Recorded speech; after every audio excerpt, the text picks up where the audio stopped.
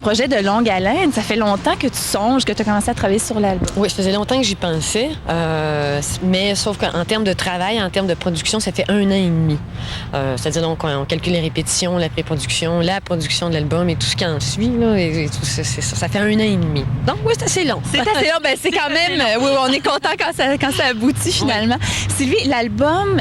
Est-ce qu'on peut dire qu'il est à ton image? Moi, je l'ai écouté. C'est un album qui est magnifique.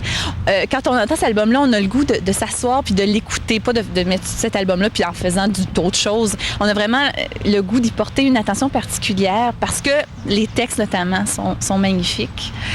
Est-ce que c'est à ton image, cet album-là?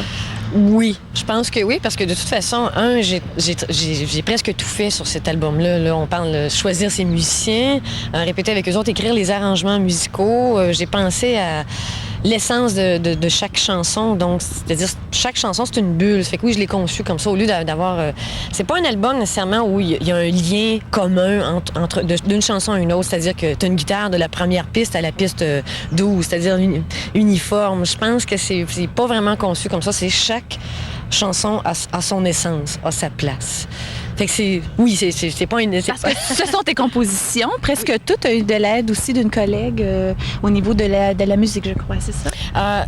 Ce sont toutes... Je suis auteur, compositeur, interprète, donc les 13 pièces sont de moi, sauf qu'il y a eu un collaborateur au niveau des textes. Philippe Roy. C'est Philippe Roy dans Adieu Duo. C'est lui qui a écrit le texte. Et Veux-tu m'astraliser la nuit? Il a écrit le texte et moi, j'ai fait la musique.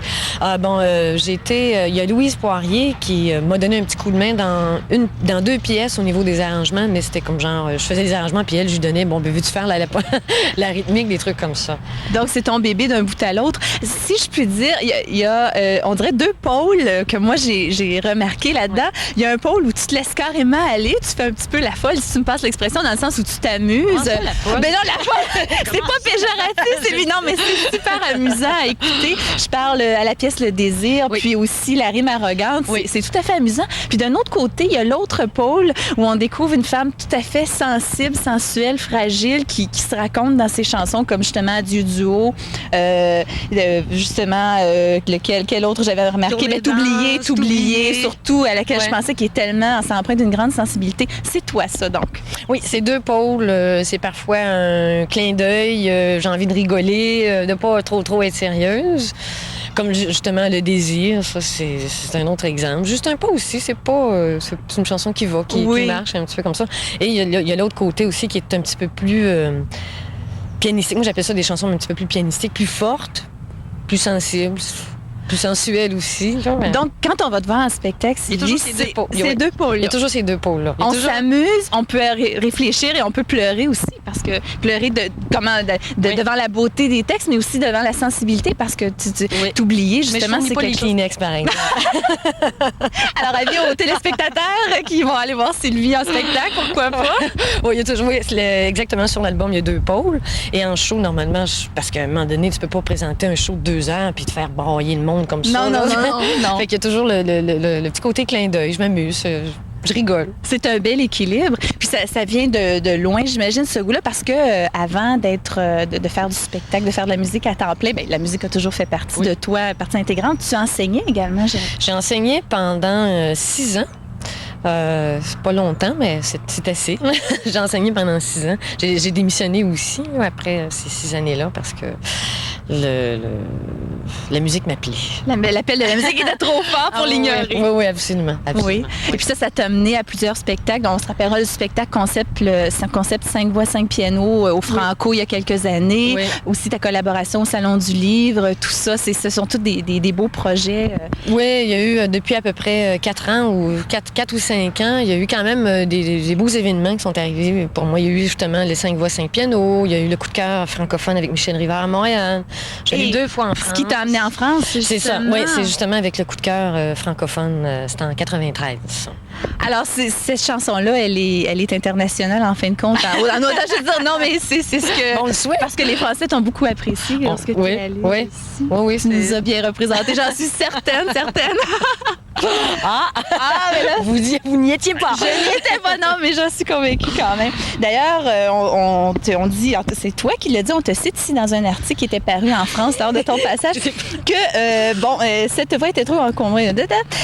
Elle a toujours aimé la chanson pour le mariage du texte et d'une musique sensible et intelligente. C'est vraiment ton album, ça décrit ton album. Oui.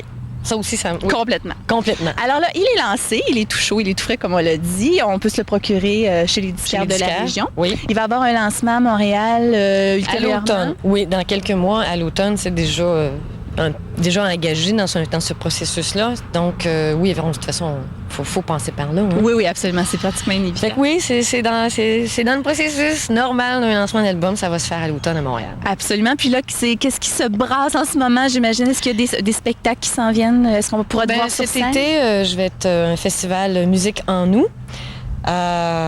C'est dans la Petite Nation. Dans la Petite Nation? Oui. D'accord. Informez-vous. Je m'en souviens plus. Les gens pour rappeler à Rogers, on a tous les détails. C'est le 17 août. Le 17 août dans la Petite Nation, parfait. Oui. Puis probablement, éventuellement, un retour sur scène. Oui, mais là, c'est sûr qu'avec un nouveau produit, un album qui sort, là, c'est sûr que, au niveau de la conception d'un spectacle, il faut se rattacher un petit peu plus à l'essence de l'album. C'est-à-dire qu'il faut absolument que les 13 codes soient là. Donc, là, c'est sûr de travailler avec des musiciens à bâtir un nouveau spectacle. Et c'est ce que tu es en train de faire. Bien, Sylvie, je te félicite. Je souhaite longue vie à ta carrière. Et puis, je rappelle, donc, L'Orage des désirs, c'est disponible chez tous les disquaires de la région. Sylvie Tégagne, merci infiniment. Et, comme je disais tantôt, longue vie à votre carrière. Merci bien. Merci beaucoup. Merci.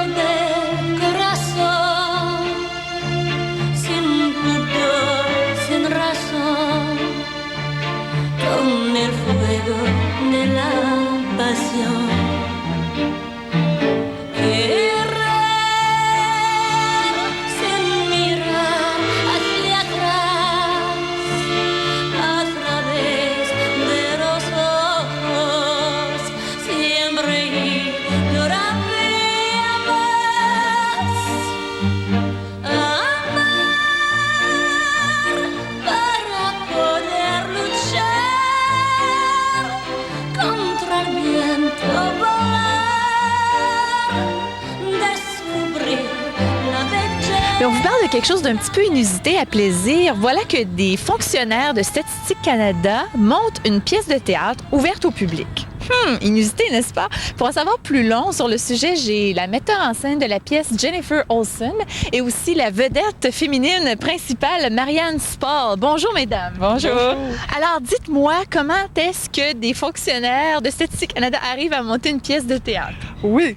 La pièce de théâtre s'inscrit dans notre programme de perfectionnement en français. Donc, on est à la division des langues officielles et traductions maintenant.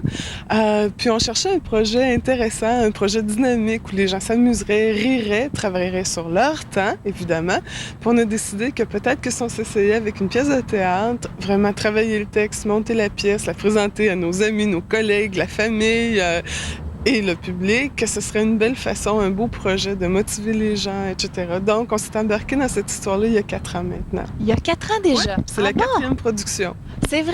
Ouais. Et puis ça, c'est pas, vous allez pas être noté là, dans votre cours de français là-dessus. C'est vraiment quelque chose qui est à l'extérieur, qui pour le plaisir, en fait. Mais c'est pour le plaisir, mais les gens sont évalués à la fin. Ils sont oui, avec le test de la fonction publique, là. Puis on a d'excellents résultats parce que c'est un projet qui dure 8 mois. Donc, les gens viennent pratiquer pendant l'heure du midi. Un peu plus tard, on continue l'heure du midi. Après les heures de après le travail, en après-midi. Là, on est dans la période où on se prépare plus. Là, donc, on ajoute des fins de semaine à ça. Il y a énormément d'heures de travail qui sont mises dans ce projet-là. Énormément de plaisir aussi, j'imagine. Oui, toujours. Et Jen est toujours très, très gentille. Elle a beaucoup d'énergie. Toujours. Oui. Oui. c'est fun. Et puis, comment vous en êtes arrivé au choix de cette pièce qui s'intitule Les Glorieuses? C'est une comédie conjugale en 2 actes et en vers d'André Roussin. C'est quand même quelque chose, ça. Oui, oui. Oui. À chaque année, on essaie de faire quelque chose qui ressemble pas à ce qu'on a fait l'année précédente. Parce qu'on travaille 8 mois sur le projet, c'est très long, donc on veut que notre motivation soit toujours suscitée. Là, on veut s'amuser pendant toute cette période-là. Puis, on veut pas nécessairement que les gens comparent à ce qu'on a fait l'année précédente. Donc, c'est toujours nouveau. André Roussin, Les Glorieuses. Les vers, c'était quelque chose qu'on n'avait encore pas touché. C'est quelque chose que je trouvais très intéressant. C'est une pièce qui est contemporaine. Ça se situe au début des années 60 à Paris. Quand je choisis une pièce, parce que je fais beaucoup de lectures pendant l'été, là, quand on choisit une pièce, il faut que je puisse travailler avec un groupe de 10 personnes, à peu près 10-12 personnes. J'essaie de trouver autant de rôles féminins que de rôles masculins. Je veux avoir un décor unique parce que c'est du théâtre amateur, pas beaucoup de moyens. Donc, il y a toutes ces considérations-là qui font... On travaille avec des comédies parce qu'on veut rire pendant ces 8 mois-là. On veut pas pleurer, donc... Non, 8 mois à pleurer. Ouais. Quand on a notre travail en plus, ça doit être quelque chose. Donc, c'est pour ça, on veut vraiment rire. La première année, on a décidé que ce serait de la comédie qu'on ferait, puis on a continué depuis ce temps-là. Donc, c'est à peu près, en gros, là, les critères de sélection là, pour la pièce. Puis, Marianne, j'aimerais que vous me parliez un peu de l'histoire. À quoi est-ce qu'on peut s'attendre dans cette pièce-là? Oh, l'histoire. J'arrive et je suis très fâchée parce que j'ai lu dans le journal que mon mari, qui est un auteur, a écrit une pièce et je ne la savais pas. Oh! C'est une surprise. Drôle de relation maritale, non? Oui, Conjugale, oui. Et on se bat, toujours, mon mari et moi. Pas physiquement? Non. Oh non, verbalement. Le plus grand. Mais dans le deuxième acte, je suis un peu plus gentille, je pense. Mais c'est drôle. Vous vous amusez beaucoup? Oui, j'aime bien le théâtre. Comment est-ce que vous considérez que ça a aidé votre français, cette pièce-là? Ça lui a donné une autre dimension? Oui, on a appris beaucoup de vocabulaire. Et Jen nous a donné des renseignements comment prononcer vraiment et correctement les mots en français. Et c'est difficile parce qu'on pense qu'on a dit quelque chose, mais elles nous avons dire que non, on n'a pas dit la même chose. Ah bon, d'accord. Alors, c'est difficile. Au niveau de la prononciation, d'utiliser les mots et tout ça. Oui. C'est quelque chose. Oui. J'aimerais savoir aussi il y aura un souper ou un petit goûter qui sera présenté parce que la pièce, il faut le mentionner, ça sera présenté les 8, 9 et 10 juin prochains. Ce sera ici même à Statistique Canada? Oui, à la cafétéria de l'édifice Jean Talon. On a une scène, on monte le décor, etc. sur une scène. C'est vraiment un beau théâtre amateur. Là. C'est vraiment intéressant. Donc, la cafétéria se transforme pendant 3 jours en petit théâtre. Puis, on invite les gens à venir avant. À partir de 6 heures, là, on va préparer de bons petits plats et les gens peuvent aussi arriver juste là, pour le spectacle qui, lui, est à 7h30, mais toujours à la cafétéria. Les 2 activités se font là. L'entrée est libre pour le spectacle. Oui. Toutefois, il y a des frais de 10 $ pour le goûter, mais Oui. les profits seront versés à un organisme de charité. Oui, excuse-moi, c'est La Fondation! canadienne des maladies inflammatoires de l'intestin.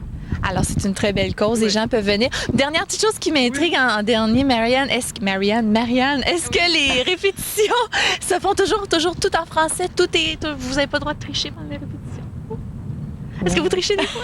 Oui. Vous trichez, c'est vrai? Oh! Même après 8 mois, ou est-ce qu'au début, c'était plus en anglais lorsque Jennifer vous explique les méthodes, les déplacements sur scène et tout ça? Non, on essaie de parler tout le temps en français. Est-ce que c'était exigeant, ça? Oui. Oui. Vous êtes fatigué après? Non, parce qu'on rit beaucoup. Oui, vous amusez énormément. Oui, c'est beaucoup de fun. Oui, c'est sûr que tu dis tricher, là, c'est peut-être pas le mot qui est approprié. Non, je m'excuse. Quand c'est dit avec humour, moi aussi. Oui, je sais. Mais quand les gens s'embarquent dans ce projet-là au début de l'année, là, je leur parle une fois en anglais pendant cette heure. La première heure se fait tout en anglais pour qu'ils sachent exactement dans quelle galère ils s'embarquent, OK? Pour être certain qu'ils savent ce que ça demande au niveau du travail à la maison, mémoriser les textes, comment ça va affecter leur vie familiale. Ils vont rêver en français, etc. Puis après ça, tout le travail se fait uniquement en français. Mais c'est certain que tu joues avec l'humour, donc à un moment donné, on fait du réemploi. Vers la fin, on est beaucoup plus à l'aise. On sait exactement ce qu'on dit en français. Donc, il y a quelques farces là, qui nous arrivent en anglais, mais le projet, c'est du français du début jusqu'à la fin. Ben, c'est un magnifique projet, mesdames. Félicitations, vraiment. Et puis, on convie tout le monde à venir vous voir les 8, 9 et 10 juin, ici même à Statistique Canada. Empruntez boulevard Parkdale et puis l'édifice Jean Talon, c'est ça? L'édifice Jean Talon, oui. Parfait. Jennifer Olson et puis Mariam Sport, merci infiniment et bonne chance avec la pièce. Merci. Merci. Y poder compartir nuestro ser de vivir, el regalo que nos da l'amor es la vida.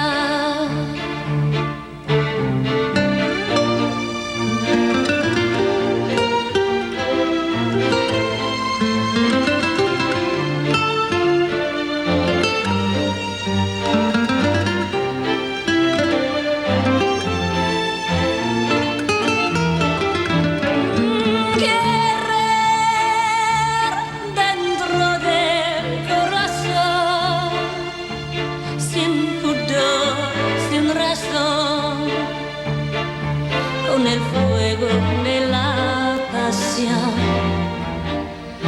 y volar,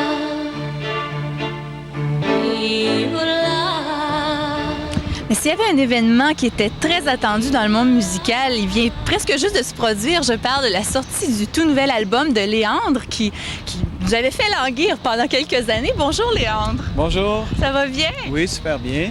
Le nouvel album vient de paraître, il s'appelle Libre. Et il s'est passé 5 ans depuis la sortie de Prendre le temps. Qu'est-ce qui s'est passé? Tu as vraiment pris le temps entre les deux albums? Exactement. Je me devais d'appliquer ça. Mais c'est quand même, dans ces 5 années-là, il y a eu 3 ans que j'ai pris pour écrire des chansons, enregistrer l'album et puis pour faire deux petites filles aussi. Donc, ça a occupé la plupart de mon temps. Alors, c'était vraiment voulu comme tel, cette longue absence-là? C'était planifié ou s'il y a eu des impondérables aussi? Oui, c'est ça. Quelques imprévus. Le studio a déménagé de place. Ça l'a forcé, on a eu un recul forcé, si tu veux, par rapport à ça. Mais toujours, un recul, c'est toujours bénéfique dans le sens que quand on est trop le nez collé sur le travail qu'on fait, c'est bon de faire un pas en arrière puis d'avoir une vue d'ensemble. Puis quand tu reviens, bien, c'est là que tu vois tout de suite c'est quoi les défauts, qu'est-ce qu'on doit changer. Puis il y en avait des défauts, il y en a encore, mais je pense que... On peut toujours s'améliorer. On peut toujours s'améliorer, mais il faut savoir s'arrêter aussi. Puis je pense que là où on s'est arrêté, je pense qu'on a vraiment atteint notre but qui était quand même d'avoir un album de qualité au bout de la ligne. Est-ce que c'est quelque chose, ça suit la ligne logique en fin de compte de prendre le temps ou c'est vraiment quelque chose de différent? Je vais prendre le temps moi-même de le montrer. D'ailleurs, la magnifique pochette qu'on a reçue au bureau à Rogers, regardez ça évidemment, c'est pour les journalistes. Je suis désolée, c'est pas disponible en magasin, mais l'album ici, Libre, qui est disponible en magasin. Donc, est-ce que ça suit, c'est dans la même veine que prendre le temps? Oui, ça peut être une suite. C'est une suite logique. Prendre le temps, c'est quand même un clin d'œil philosophique. Puis la liberté aussi, pour moi, c'est un petit mot qui en dit long aussi. Donc, c'est ça. La liberté, c'est de faire ce qu'on veut, comme aujourd'hui, partir en promotion, avoir une liberté de choix aussi. Moi, j'ai choisi de faire de la musique. Je suis contente que ça puisse marcher, de pouvoir m'exprimer en chanson. C'est quand même...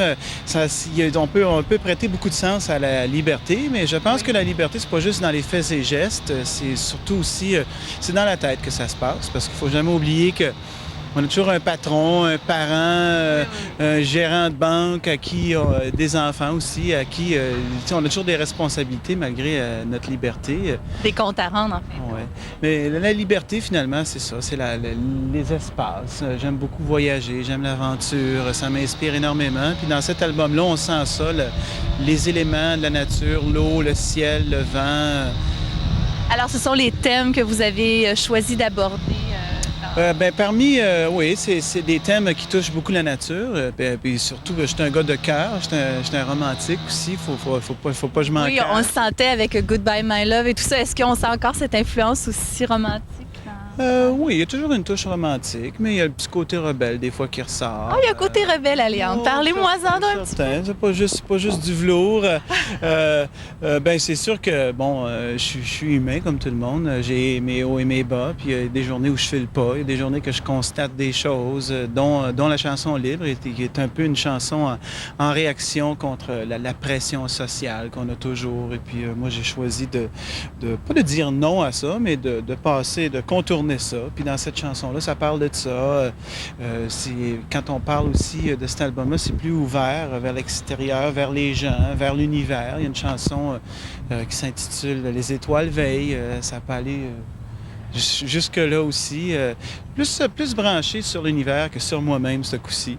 Et puis, qu'est-ce qui vous a inspiré à ce moment-là, ces thèmes-là? C'est donc ce cheminement-là de 5 ans? Oui, mais c'est quand même des expériences vécues. Ça fait partie du quotidien. Je m'inspire de ça aussi. Il y a un peu de tout là-dedans, mais il y a beaucoup de relations humaines aussi. Mais qu'est-ce qui a rapport aussi au quotidien, puis les hauts et les bas dans la vie. Les hauts et les bas dans la vie. La chanson qui tourne en ce moment, c'est « Je t'attendrai ». C'est celle-là qu'on entend partout, qui est très, très bonne. Parlez-moi donc de cette chanson, de l'écriture de cette chanson. Bien, je t'attendrai, disons que quand j'ai écrit cette chanson-là, je me suis dit, j'étais en période noire, si tu veux, le syndrome de la page blanche, et puis j'attendais après l'inspiration. Mais je trouve aussi, quand je relis le texte après, que ça peut s'adresser, genre, c'est un message d'espoir pour ceux qui n'ont pas trouvé l'âme sœur, si tu veux. Puis moi, dans ce temps-là, mon âme sœur, c'était l'inspiration, mais que j'ai utilisé des mots plus... c'est comme si, quand on écoute les paroles de ça, c'est la personne qui s'adresse à la personne qui n'est pas arrivée encore dans sa vie. Bien, dans mon cas, moi, j'ai fait passer une personne pour l'inspiration ou vice-versa, l'inspiration pour une personne. D'accord. Mais ça dépend, libre à son imagination aussi. C'est important. J'aime pas tellement expliquer les chansons. C'est bon de mettre les gens sur une piste, mais habituellement, une chanson, quand tu l'écoutes... Ça nous dit quelque chose et on peut l'appliquer à des films. C'est bon aussi de faire ta propre histoire aussi. Vous croyez donc que les âmes sœurs existent et qu'on peut, si j'en crois, là, vous parliez de votre inspiration, mais ce message d'espoir-là dit en fin de compte que l'âme sœur, la vraie personne, la personne qu'on attend, elle est là, puis... Ah oui, ça, oui. C'est comme son étoile. Il y en a qui ne savent pas qu'ils ont une étoile qui veille sur eux. C'est un peu comme ça. C'est vraiment, il y a de l'espoir parce qu'il y a des jours qu'on se demande qu'est-ce qu'on fait dans la vie, où on va. Puis je pense que ça a rapport aussi avec la persévérance aussi. Quand on n'a pas trouvé, il ne faut pas se décourager. Il faut quand même persévérer puis garder espoir parce qu'il y a toujours la lumière au bout du tunnel. Certainement. Ouais. Je reviens à la production de l'album, Léandre. Vous êtes entouré de bons collaborateurs, dont un qui revient, lorsque j'ai lu le dossier de presse, ça revient constamment, c'est Michel Pépin. Parlez-moi donc de Michel. Ah ben Michel Pépin, c'est ma compagnie de disques qui me l'a fait rencontrer au Diagramme. Donc, je me suis assis avec Michel Pépin. Michel Pépin a assumé plusieurs rôles, dont le guitariste, recherchiste, qu'est-ce que je dis aux arrangements, à la réalisation. Et puis, c'est ça la direction musicale. Donc, il a porté plusieurs chapeaux. Puis, ça a été quand même tout un mandat qu'il y a eu. C'était justement de casser un peu le moule qu'on connaît déjà du premier long jeu, prendre le temps. De vous amener plus loin, en fait. Oui, de m'amener plus loin, puis de faire des expériences musicales, un peu s'amuser, si tu veux. Est-ce que ça a été le cas? Vous êtes amusé? On s'est amusé, puis il y a eu des moments aussi qui ont été très durs, parce que quand on travaille en collaboration, c'est jamais évident. Le choc des idées. Le choc des idées, exactement. Il y a eu quelques frictions, mais grosso modo, je pense que quand je regarde mon album, je me dis, j'oublie tous ces moments-là qui ont été plus ou moins difficiles, mais c'est surtout le résultat qui compte. Puis comme j'ai toujours dit, dans ce projet-là, on a travaillé pour les chansons et non pour soi-même. C'est vraiment la chanson qu'on se devait de servir. Absolument. Et puis ça a donné un résultat dont vous êtes satisfait, je présume. Vous êtes fier de votre nouveau bébé? Bien, est-ce que j'ai l'air d'un gars malheureux? Oh non, pas du tout, pas du tout, pas du tout. Je voulais juste vous l'entendre dire. Ah non, je suis fier de mon produit, puis j'aime m'écouter. C'est rare. Ben, je veux dire, c'est rare. C'est un bon signe que quand on a fini une chanson, de pas s'en tanner. Moi, c'est un bon critère pour moi. Quand je me réécoute après, s'il n'y a rien qui m'achale ou que j'ai hâte de me réécouter, je pense que c'est un bon signe. Puis cet album-là, je pense que aussi le choix des chansons, la suite d'une chanson après l'autre, on appelle ça le pacing. Oui, la séquence. La plus ou moins, séquence, oui. c'est ça. C'est fait qu'il y a une belle courbe dans l'album et puis qui s'écoute de la première chanson à la dernière chanson sans vraiment s'en apercevoir. Tu sais. Bien, on a très hâte de l'écouter. Dites-moi, Léandre, est-ce qu'on va pouvoir vous voir sur scène bientôt suite à cet album-là? J'ai hâte de fouler les planches, mais je dois dire que c'est pas avant 8 mois à 10 mois. Il faut vraiment travailler au niveau de la promotion parce qu'il faut que je reprenne ma place, il faut reconquérir les cœurs. C'est jamais rien d'acquis. Hein? Non, Donc, non. mais la scène, ça va contribuer énormément à ce côté-là, conquérir les cœurs.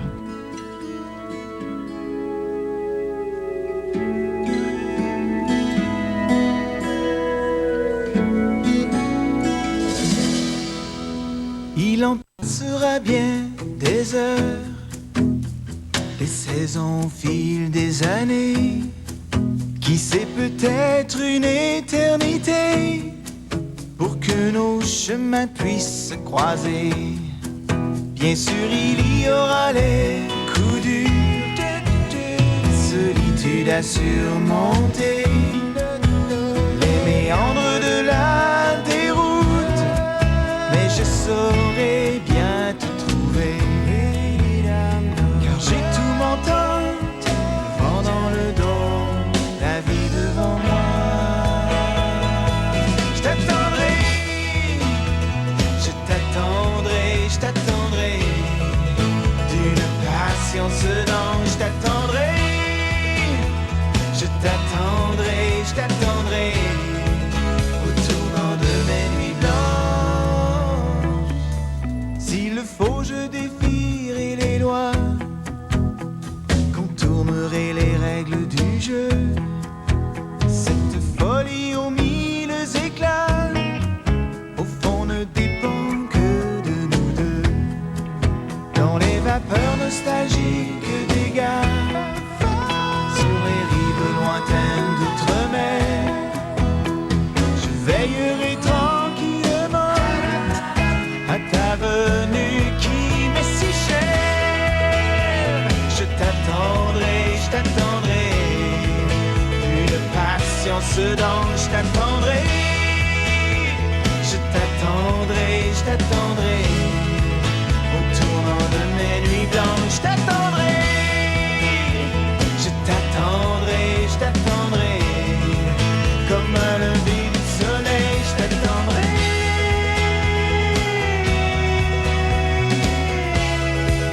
Plus fort que la tempête et les mauvais sorts, au-delà des embêtes. Même si parfois j'ai tort, et oui, je m'entête,